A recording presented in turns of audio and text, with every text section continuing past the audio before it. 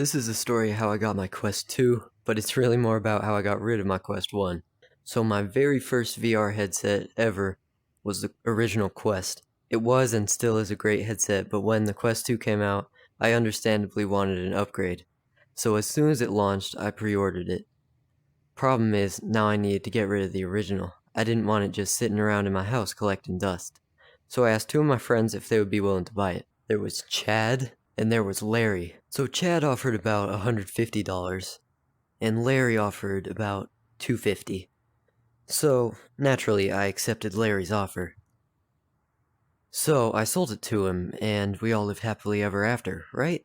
Wrong, we're only getting started here. One thing I should mention is that Larry is one of the most flakiest, unreliable people I know. So anyway, I gladly accepted the offer, and even offered to lower the price to $200. He texted me telling me his mom also wanted to try it out. I told him they could come over at 5 that evening. He agreed. So anyway, after that conversation, I started cleaning the Quest and making it look nice. While I was testing to make sure everything worked alright, I realized there was some really bad controller drift.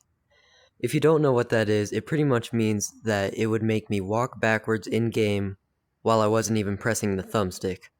So yeah, pretty big problem. And it was around 3:30 at this point, so I started to panic. I frantically scrolled through YouTube looking for a solution. I found out that you need some super special, rare WD-40 to fix it. You might be wondering, where might someone buy this ultra-rare WD-40? Well, there's only one place where you can purchase such an item. Walmart. I rarely have the courage to venture anywhere near a Walmart. Just the thought of it made me shiver. My parents were working, so I would have to go alone. My dad said, "Well, why don't you just tell them to come later?" I shrugged off the idea and got ready for my journey to the unholy land of Walmart. Oh, how foolish I was.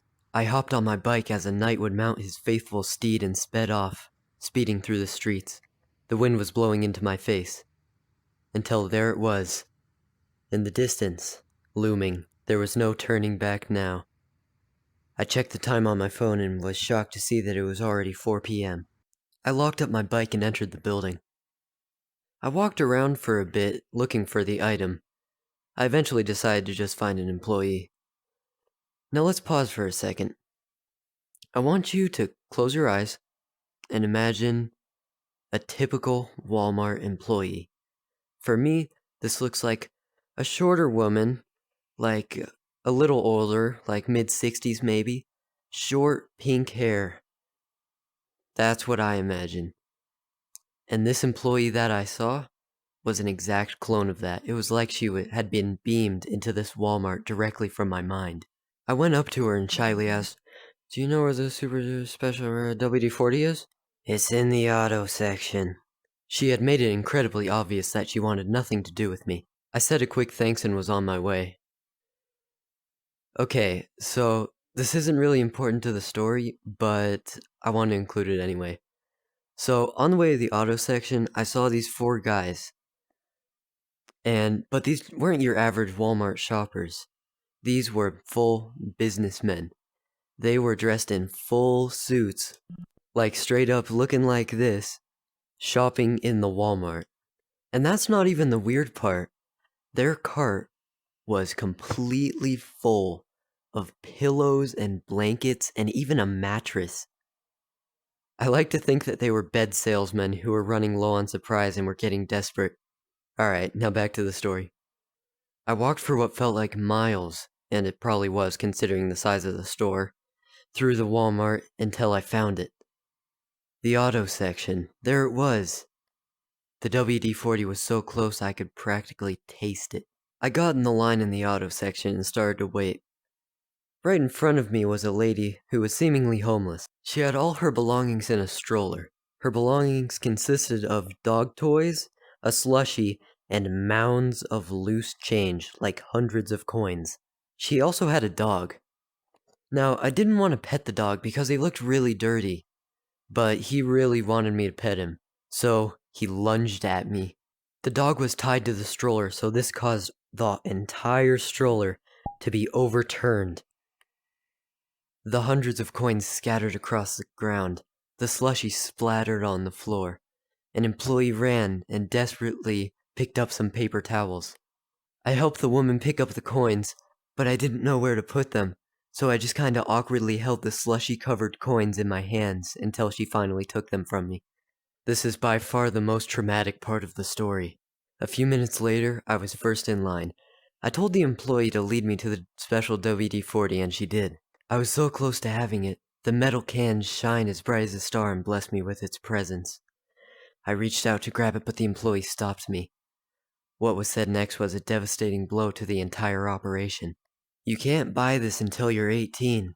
I'm surprised I didn't burst into tears on the spot. I tried to explain to her that I had never even thought of huffing the WD-40, but it was worthless. I was powerless against this tyrant of Walmart. I left the store feeling dejected. I stood by my bike and checked my phone. To my horror, I saw a text from Larry that said, "Be there in 10.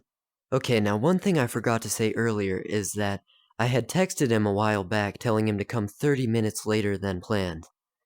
Apparently, he never saw that text. I told him to go back home and come back later. He told me okay, but his mom would surely be pissed at me now. I called my dad and told him what happened. He came over within a few minutes. He bought me the WD-40 and gave me a ride home. I grabbed the defective controller and the WD-40 and ran outside frantically. I attacked the thumbstick relentlessly with the WD-40. I went inside and tried it. It worked like a charm. So I was feeling pretty good at this point. I mean, Larry would be here any minute. Or so I thought. He texted me saying, "Pick it up tomorrow."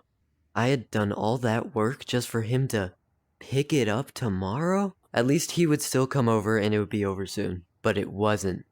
At first he texted me saying his mom was gonna give him a ride over.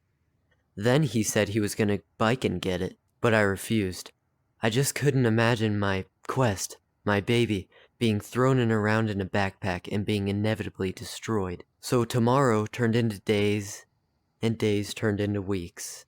Eventually he told me something like, "Sorry bro, my parents won't let me buy it anymore cause I got kinda bad grades in one class." It was the most half-assed, least believable excuse I had ever heard and it disgusted me. I'm sorry to say that the ending to this story isn't a happy one. The only positive things to come out of this whole ordeal is me getting my new Quest and fixing the old controller. I've not spoken to Larry since these events transpired.